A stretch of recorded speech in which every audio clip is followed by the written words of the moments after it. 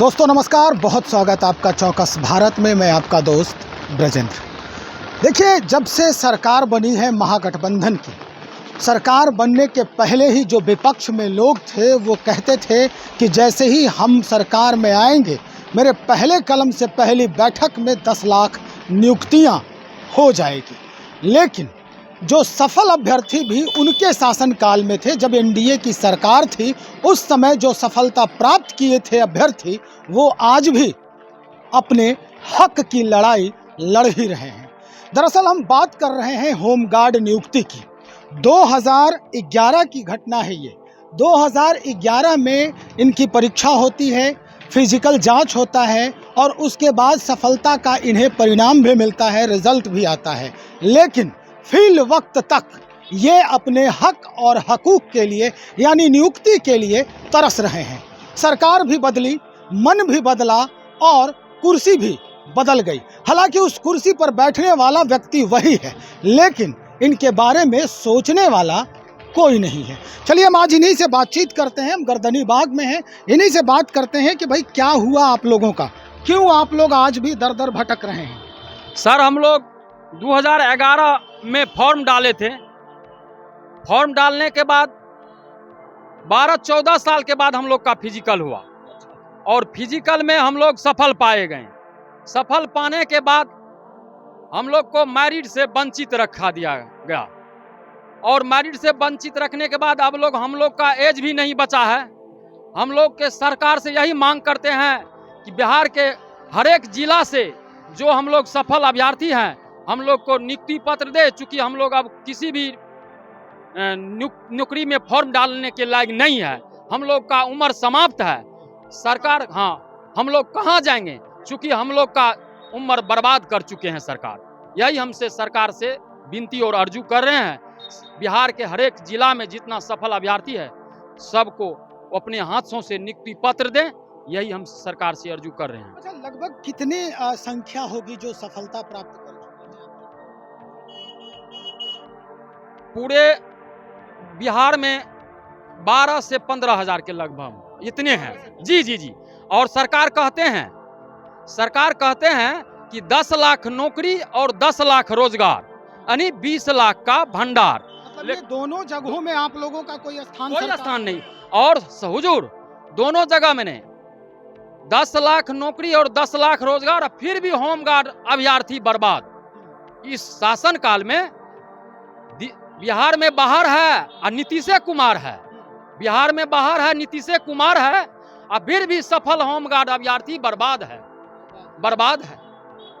चलिए, 2024 और 25 दोनों चुनावी जो वर्ष है, ये कहा जा रहा है कि 24 में लोकसभा चुनाव है और 25 में विधानसभा चुनाव है। आप लोगों की नियुक्ति हो जाती है या नहीं होती है, इसका परिणाम चुनाव पर क्या होगा? हुजूर, इसका चुनाव पर बहुत बड़ा असर पड़ेगा। क्योंकि हम लोग 2011 से अभी तक सरकार के यहाँ गुहार लगा रहे हैं और हम लोग का सरकार अभी तक सुनने के लिए तैयार नहीं है। जब हम लोग का सरकार नहीं सुनेगा तो हम लोग आने वाले 24 में हम लोग बिहार के हर एक जिला से हैं और यह सरकार को कान जो सोए हुए हैं वह जगाने आए हैं कि आप जगिए, नहीं तो आने वाले समय आपका अच्छा नहीं जाएगा। चलिए, तो ये 2011 और 10, 21, 22, 23 यानी आप समझ सकते हैं कि 13 वर्षों की पुरानी कहानी है ये, और इन पुरानी कहानियों की वजह से आज भी ये दर दर भटकते नजर आ रहे हैं। सरकार जो है हमेशा महिलाओं की बात कर रही है, महिला आरक्षण विधेयक की बात कर रही है, लेकिन इस पूरे महकमे में कुछ महिला अभ्यर्थी भी हैं। महिला अभ्यर्थियों को अगर देखा जाए तो वो भी कई वर्षों से इस आंदोलन में शरीक हो रहे हैं, मांग कर रहे हैं कि इन्हें भी नियुक्ति पत्र दिया जाए।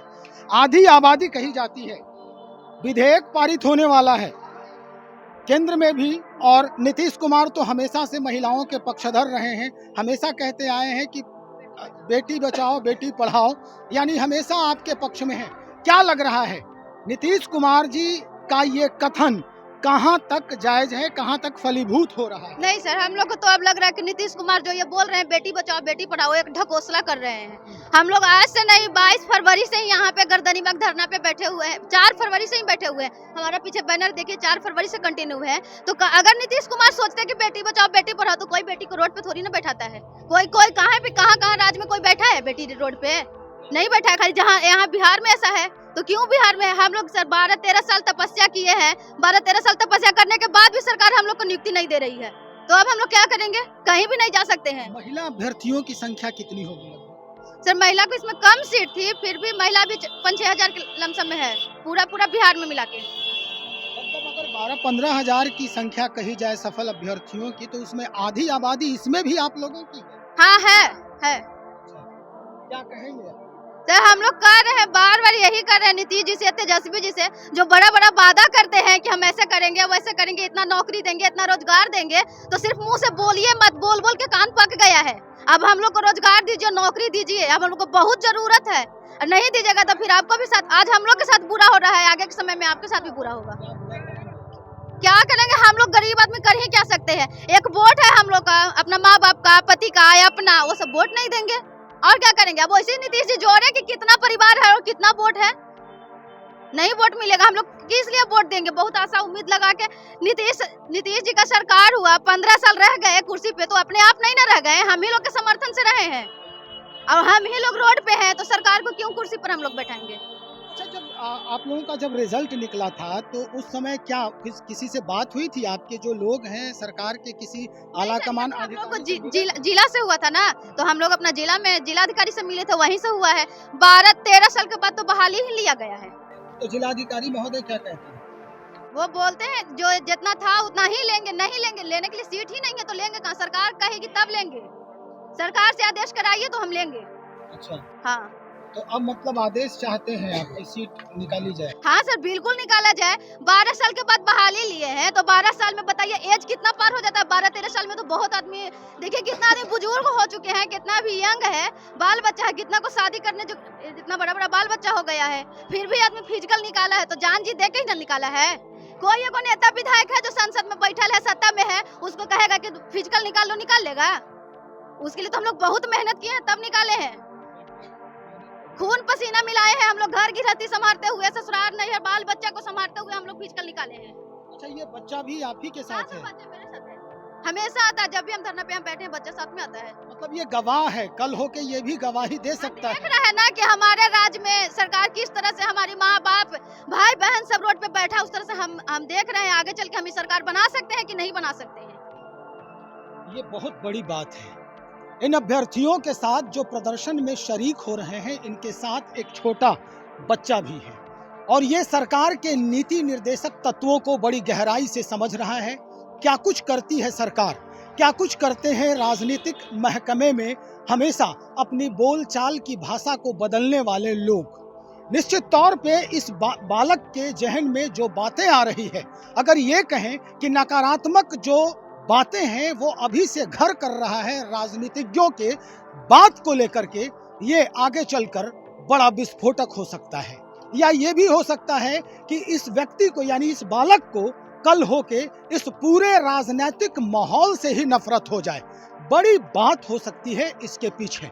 लेकिन जैसा कि इन्होंने कहा, एक महिला अभ्यर्थी हैं, ये कह रही हैं कि अगर सरकार हमारी बात नहीं सुनती है तो हमारे घर में अगर मिनिमम 4 सदस्य हैं तो 4 वोट सरकार के खिलाफ ही जाने वाला है। और ऐसे लगभग 15,000 अभ्यर्थी हैं। अगर 15,000 गुने 4 किया जाए तो सरकार गिराने और सरकार बनाने की क्षमता अकेले ये पूरा माहौल रखता है। बहरहाल हम इन सारी खबरों को समेटने का प्रयास कर रहे हैं और भी जानकारी जो होगी अपडेट सरकार के तरफ से वो भी बटोरने का प्रयास करेंगे।